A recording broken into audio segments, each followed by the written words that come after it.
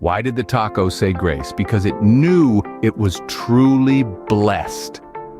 Welcome, folks, to our delightful journey of tacos and Jesus. Now, I know what you're thinking. What in tarnation does a taco have to do with Jesus? Well, my friends, let me tell you, there's more in common than you might think. You see, a taco, much like the teachings of Jesus, is a simple thing. A humble corn tortilla, a bit of meat, maybe some beans and cheese, a sprinkle of lettuce, a dash of salsa. Simple, yet oh so satisfying. It's a humble meal, but it fills us up just right. And isn't that just like the teachings of Jesus? They're straightforward, yet they fill our souls. They nourish us. They give us what we need to get through our day, to get through our lives, just like a good taco. And then there's the blessing. When we sit down to a meal, we say grace. We give thanks for the food that's been provided to us. We acknowledge the hands that prepared it, the earth that grew it, the animals that gave their lives for it. We express our gratitude, our appreciation, our recognition of the interconnectedness of all things. That's what a taco does when it says grace. It's acknowledging its blessed nature. It's recognizing the hands that prepared it, the earth that grew its ingredients, the love that went into its creation. It's expressing its gratitude for being able to provide nourishment and joy. And that's what we do when we follow Jesus. We recognize our blessings. We give thanks. We acknowledge our interconnectedness. We express our gratitude for the love that went into our creation and for the opportunity to share that love with others. So you see, folks, tacos and Jesus aren't so different after all. They're both about simplicity, fulfillment, blessings, gratitude, and sharing. They're both about recognizing the divine in the everyday and giving thanks for it. Just as a taco is incomplete without its fillings, our lives are incomplete without the teachings of Jesus. In the beginning, there were tortillas and toppings, just like the world before creation. Sounds familiar, doesn't it? Now, let's take a journey back to the dawn of time. Imagine the universe as a grand tortilla, empty and formless. Then, on the first day, God said, "Let there be light." And there was light. That, my friends, is like the first step in making a taco, choosing the tortilla. It's the foundation, the beginning of something wonderful. On the second day, God separated the waters, creating the sky and the sea. In taco terms, that's like choosing your protein. Be it beef, chicken, or beans, this is where the real substance of your taco begins to take shape. The third day brought about the dry land and vegetation. Think of this as the lettuce, the tomatoes, the onions, the cilantro, all the fresh, crunchy veggies that give your taco its vibrancy and texture. On the fourth day, God created the sun, moon, and stars to illuminate the earth. This is akin to the salsa, the hot sauce, or the creamy guacamole that lights up your taste buds and gives your taco its kick.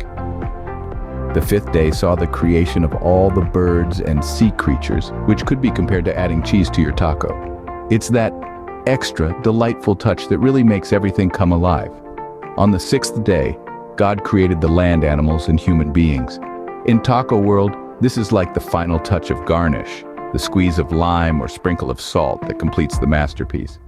And on the seventh day, God rested and saw that everything he had made was very good. This, dear friends, is like that moment when you finally sit down to enjoy your taco, taking in the harmony of flavors and textures, and knowing that all your work has been worth it.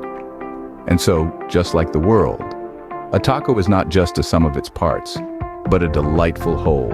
Ever thought about how a few simple ingredients can transform into a tantalizing taco? That's nothing short of a miracle, right? Now let's dive into the miracles of Jesus and the magic of tacos. Picture this, you're in a bustling marketplace and there's a stand selling tacos. You see the tortilla, the meat, the salsa, the cheese, seemingly ordinary ingredients, right? But when they all come together, they create something extraordinary, something magical, a taco. Doesn't that remind you of a certain miracle? Yes, I'm talking about when Jesus turned water into wine at a wedding in Cana. Now, that was a party trick. Just like the transformation of simple ingredients into a mouth-watering taco, Jesus turned an everyday element, water, into something far more celebratory and joyous, wine. Just imagine being at that wedding. The wine runs out and here comes Jesus turning water into the finest wine. It's almost as if you were at the taco stand watching the vendor take ordinary ingredients and turn them into a spectacular taco. But the miracles of Jesus and the magic of tacos don't stop at transformation. They're also about nourishment and fulfillment. Jesus didn't just perform miracles to show off his divine powers. He did it to meet the needs of the people, to feed their souls, to bring joy and comfort. And isn't that exactly what a good taco does? It doesn't just fill your stomach, it satisfies your soul, brings you joy, comfort, and a sense of fulfillment. So next time you bite into a taco, remember the miracles of Jesus. Remember how he transformed water into wine, how he met the needs of the people, how he brought joy and comfort. And while you're savoring that taco, think about the magic it holds, the transformation of simple ingredients into something extraordinary, the joy and comfort it brings, the way it meets your needs. Just like Jesus' miracles, the magic of tacos lies in transformation. Remember when Jesus fed 5,000 people with 5 loaves of bread and 2 fish? Now imagine doing that with tacos. Now let's set the scene. You're at a party and there's a massive taco bar. All your friends are there and everyone's having a great time. Suddenly you realize there's only one taco left. Panic ensues. But wait, what if we took a page out of Jesus' playbook? You see, there's this story in the Bible about Jesus feeding a crowd of 5,000 people. They were all gathered around listening to his teachings when it became clear that they were getting hungry. All they had were 5 loaves of bread and 2 fish. Most people would have thought, well, that's not nearly enough. But Jesus, he had a different idea. He took those 5 loaves and 2 fish, looked up to heaven, gave thanks, and started distributing the food. And you know what? It was enough. More than enough, in fact. Everyone ate and was satisfied, and they even had leftovers. Now back to the party. What if we took that last taco and instead of fighting over it, we decided to share it? Sure, it might not seem like much, but remember the story of Jesus. Sometimes it's not about the quantity, but the quality of what we share. The joy of sharing a meal, the laughter, the camaraderie, the memories we make. These are the things that truly feed us. And isn't it funny how a simple taco can remind us of that? So the next time you find yourself with a single taco and a room full of hungry friends, remember the story of Jesus feeding the 5,000. Take a moment, give thanks, and share. You'll be surprised at how far that taco can go. Like Jesus' loaves and fish, the joy in sharing tacos is endless. Imagine if the Last Supper had been a taco feast. Now that's a thought, isn't it? Let's dive into this imaginative scenario and see where it takes us. In the Bible, the Last Supper is a poignant moment. The final meal Jesus shares with his disciples before his crucifixion. It's a time of fellowship, of deep conversations, and a moment of truth. But what if we swapped out the bread and wine for a platter of tacos and a bowl of salsa? Stick with me here, folks. Just picture it. Jesus, surrounded by his disciples, passing around a basket full of warm, fragrant tacos. The disciples, their faces lit with the glow of camaraderie, reaching in to take one, the aroma of the grilled meat and spices filling the room. There's something about sharing a meal, especially a meal as communal as tacos, that brings people together.